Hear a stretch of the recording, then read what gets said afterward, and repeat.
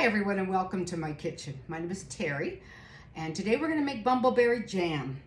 Yesterday Al and I went out and picked 2 big ice cream buckets full of blackberries, which was earlier than we've ever picked them. July 31st it was yesterday, but with the weather having been so hot, we thought they might be all shrivelly, but you know what? They were great. So we got a lot of blackberries, and now we're going to use up the ones that I have from the freezer from last year and make this bumbleberry jam. So I'm going to get started doing that and show you how we do it. Okay, here's all the berries that I've taken out of the freezer to use for this bumbleberry jam. Now, I usually make about 4 batches at a time because, you know, we have a lot of grandchildren and everybody likes the bumbleberry jam, and like I might have mentioned, we are down to the last jar and that's not going to cut it. So, bumbleberry jam, which over the years, I used to make strawberry, raspberry jelly, all things, but you know what? Everybody likes the bumbleberry mix. So this is what we do. We use raspberries and blueberries and blackberries and strawberries.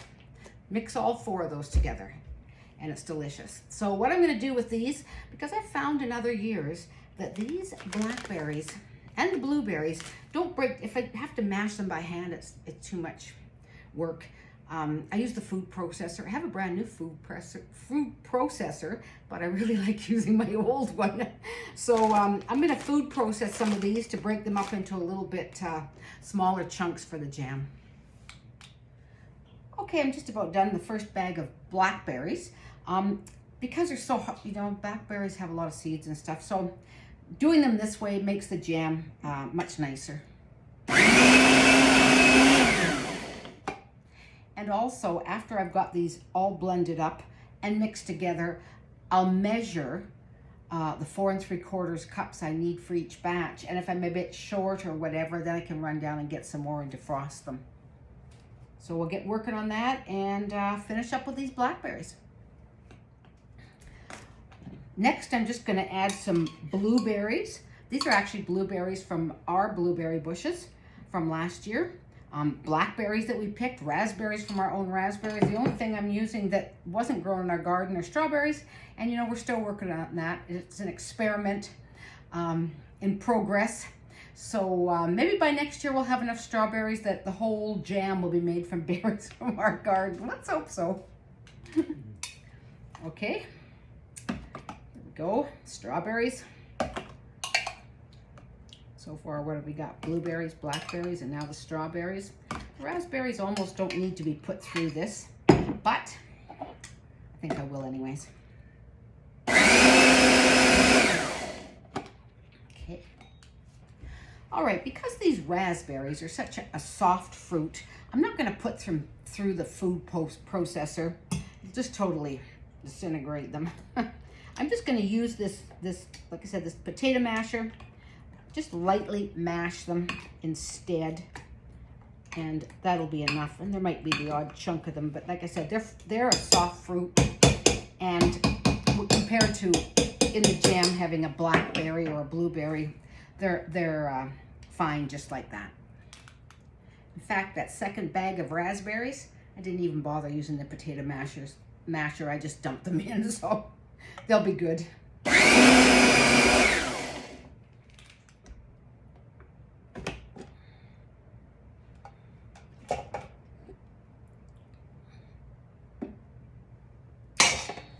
Okay, those berries are all ground up in the food processor, and I'm not going to clean it totally up and put it away because I'm going to measure and see how many batches of jam I'll actually be able to get out of all these berries.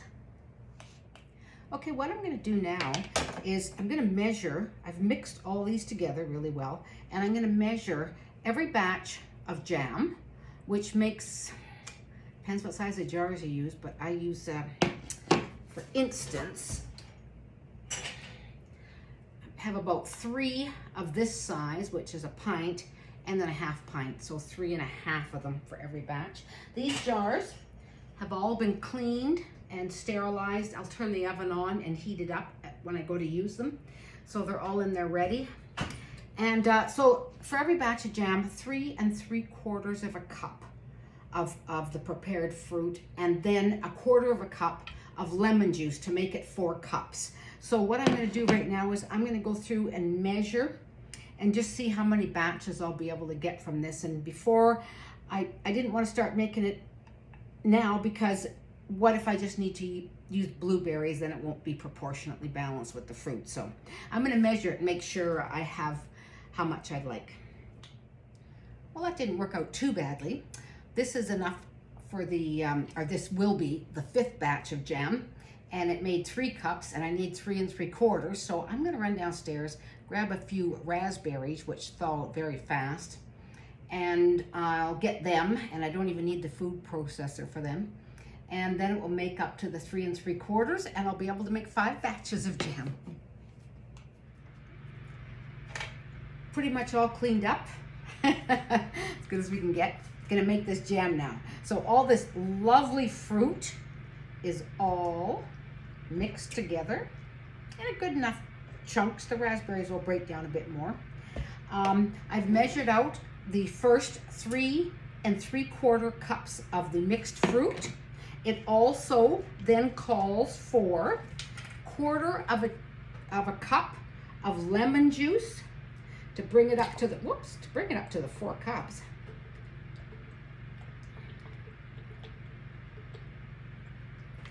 Sick. And also it calls for 7 cups of sugar. And because I make so many batches, and if I have to stand here and measure out 7 cups every time, I've actually weighed it. It comes to 1,350 grams for 7 cups. So if a lot of people, most people, I think, kitchen, you have your handy little scale here, and I just weighed that container empty and then added 7 cups of sugar, and it came to 1,350 grams. So I'm going to mix, finish with the lemon juice into here to make the 4 cups, and then we're going to add it all into my pot there with the sugar, and we're going to bring it to a boil.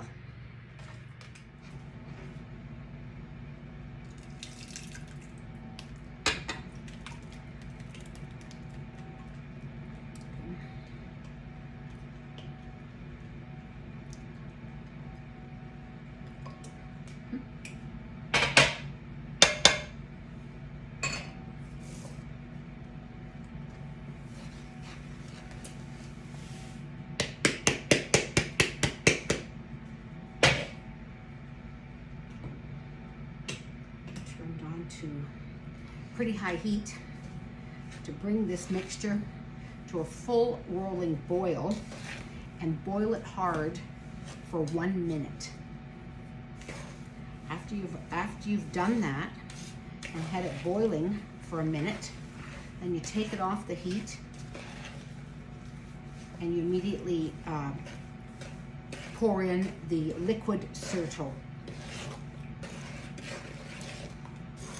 And then I stir and skim it for 1 minute. I don't ever usually have any floating fruit, but that's what they tell you to do. Just for 5 minutes to stir and skim it. After you've removed it from the heat and added the Surto, the pectin, and then after that's cooled just a bit, you're able to put it into the hot jars.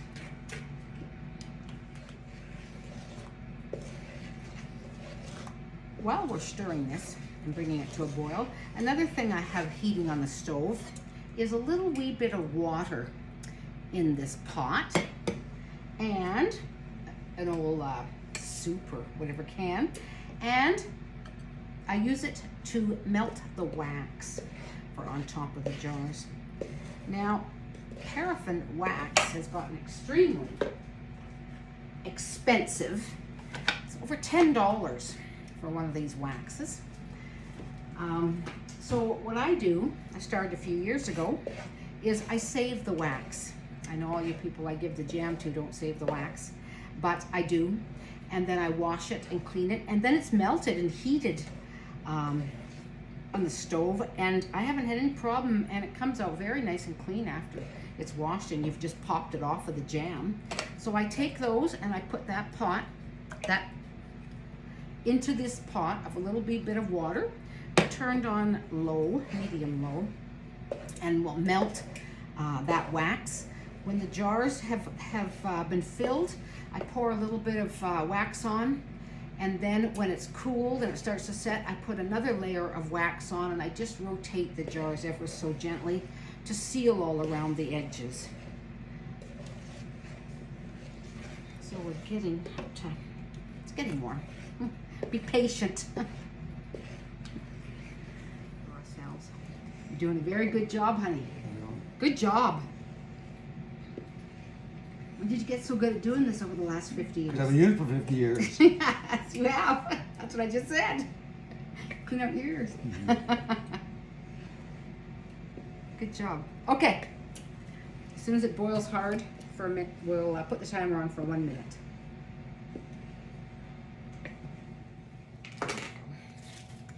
And immediately remove from the heat and stirring in the liquid pectin. I don't know in other parts of the country if people don't have Certo, different brands possibly. Now, and then I roll it down and squeeze it all out. Get every drop. You grandchildren watch this very carefully because, you know, I'm going to be expecting you to make it for me when I go into the home. Though with COVID this last year, it feels like we've all been in the home.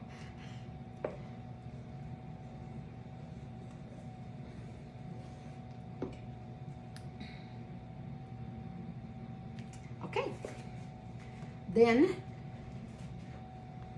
the instructions are to stir and skim it, but you know, to prevent floating fruit, but never really had that problem. But we follow the instructions, so there you go. We'll keep doing that, and then in 5 minutes we'll start ladling it into a couple of jars. Some of you might question why I am actually using real lemon juice for this instead of the lemon juice from our greenhouse where we grow our own lemons. But you know what? When I'm using this much, it's a lot easier and quicker just to get it out of a bottle. That's my story, and I'm sticking to it. All right, the 5 minutes of stirring has gone by. I'm just going to get these hot jars out of the oven.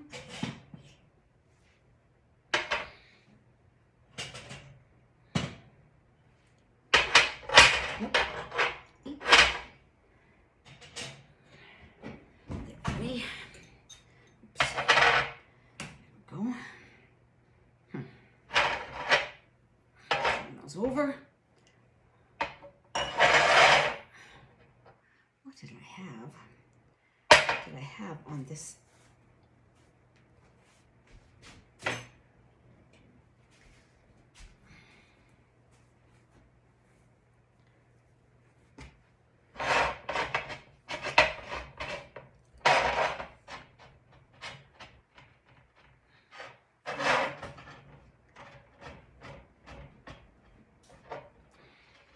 Looks like something with blackberries on those hot mats. Okay, so here we go.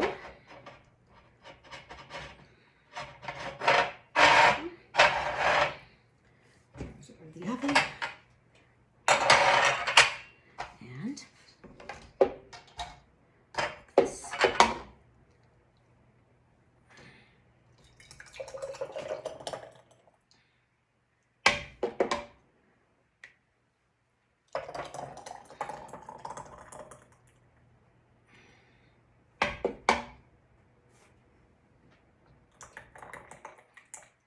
Just, I like to fill it just above here so that when I push the wax down, it's not into the sweet, that it's actually above the bend there. It makes it easier to get the wax out.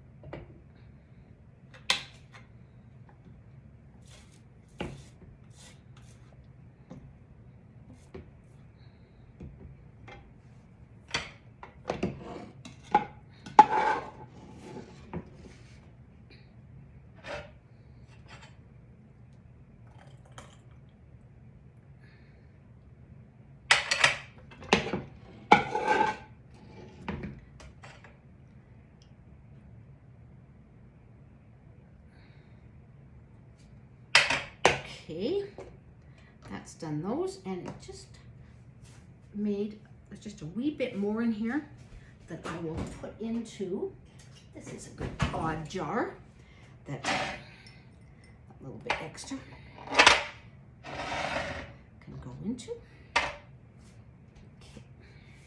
Okay. And after we've done this, we can start on the next batch, and the batch after that, and the batch after that. Repeat and repeat and repeat.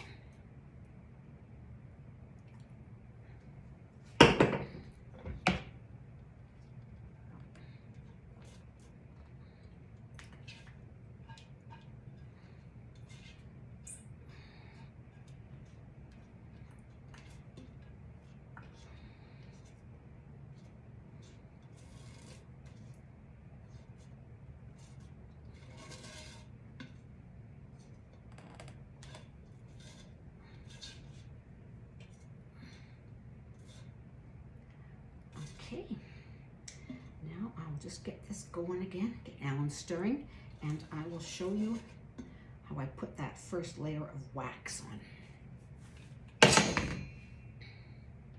Just turn. Is it on? No. I just turned it on, yes, honey. You're not in the picture, it's all right. You can just be over there. This little bit of a jar that's extra, I'm just gonna put it back in the oven to keep it warm, to add more to. And these jars now, oh, this was a new can. I haven't bent it. Drat. I like to make it just a little bit, preferably not when there's hot wax in there. But at any rate, so I just put that paper towel there, pour a little bit of wax on.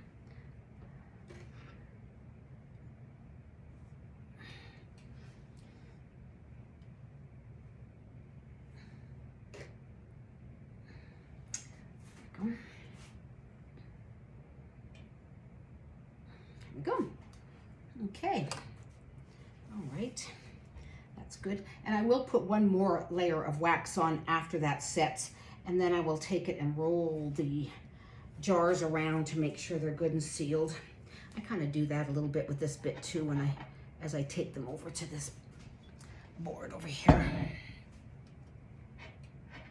No, there's no hot things right here. It's good. There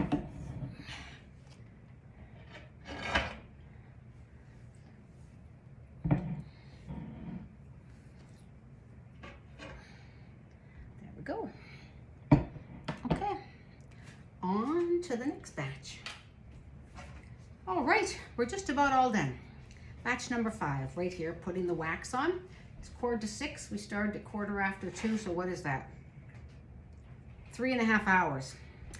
I hope these children and grandchildren all appreciate the work that Grandpa and I go through making all this jam. Anyways, we're not actually finished yet. I have to put this coat on of the wax, and I'll show you all the jars in a minute.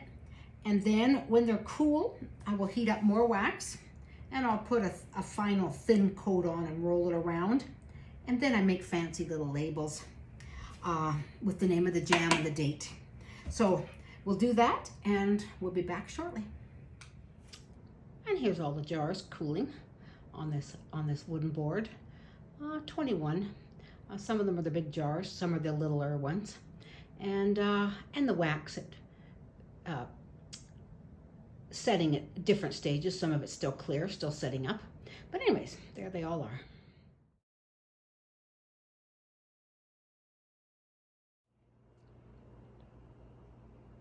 Here's the finished product. Not quite finished, just about.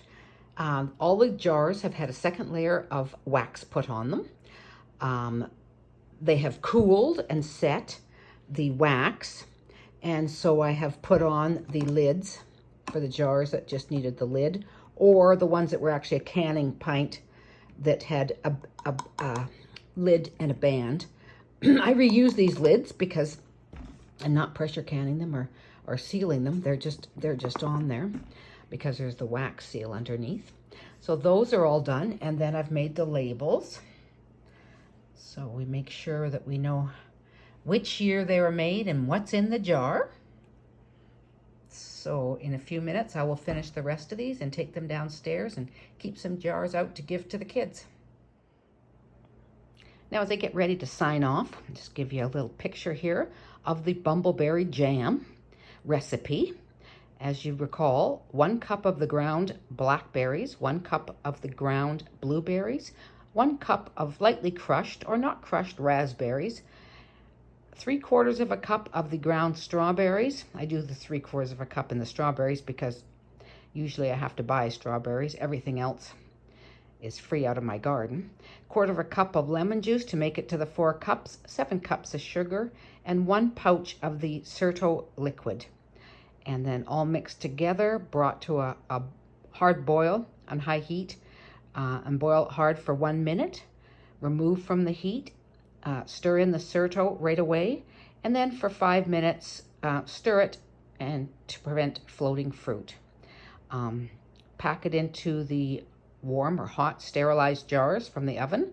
Pour on the melted wax, and after that has set, pour on a second layer, and then just tip the jar slightly and carefully to seal that wax all the way around the edges.